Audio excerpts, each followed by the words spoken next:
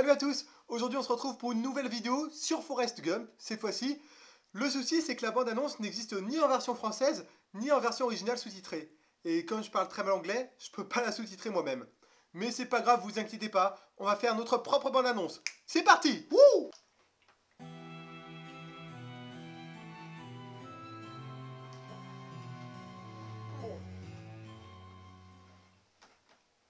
Bonjour, je m'appelle Gump. Forrest Gump. Ah, génial. Il est con ce gars. J'aime beaucoup vos chaussures. Un chocolat? Non, ça va aller, merci. Moi aussi. Un jour, j'ai eu de belles chaussures comme ça. Oh, je m'en souviens. C'est ma toute première paire de chaussures. Bon, évidemment, Forrest, c'est un gars hyper attachant. Mais qu'il est con! Non mais bon, le mec, il va donner plusieurs centaines de milliers de dollars à son pote qui est mort. Mais qu'est-ce qu'il croit qu'avec ça, il va pouvoir se prendre le prochain vol Paradis-New York? Ah non, je suis pas du tout énervé, non, moi, je comprends totalement, moi, ça. Quelques centaines de milliers de dollars, merde. Bon, alors, revenons au cœur du sujet. Forrest Gump, c'est l'histoire d'un mec qui est aussi paumé que le banc sur lequel il est assis. Alors, un conseil, si vous êtes influençable, ne regardez surtout pas ce film. Parce qu'il a tendance à vous faire croire que plus vous êtes débile, plus vous réussirez dans la vie. Et le truc, c'est que le film aussi, il est tourné aux États-Unis. Parce qu'en France, t'as beau être le mec le plus rapide du monde, si t'as un QI de 70, t'auras pas de diplôme. Hein.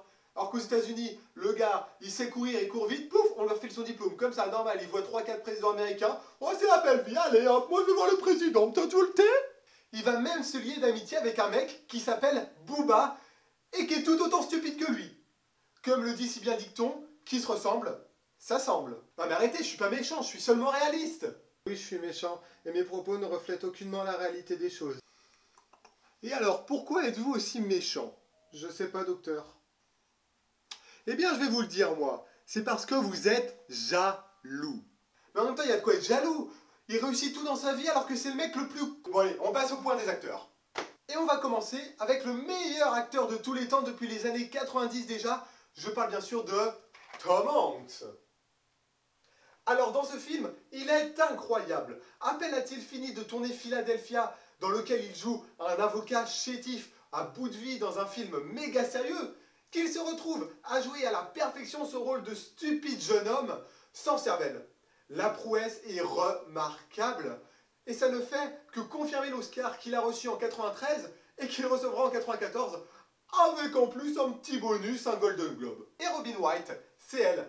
Elle s'est fait découvrir dans le film Princess Bride, qui est au passage une excellente comédie familiale à voir.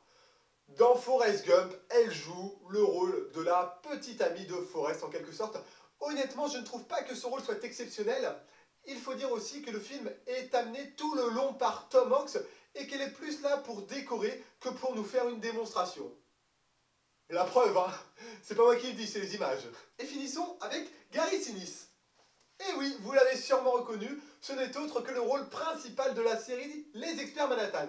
Mais avant cela, il a été découvert dans Forrest Gump aux côtés de Tom Hanks, ou encore dans Apollo 13, encore une fois aux côtés de Tom Hanks, ou même dans La Ligne Verte, encore aux côtés de Tom Hanks.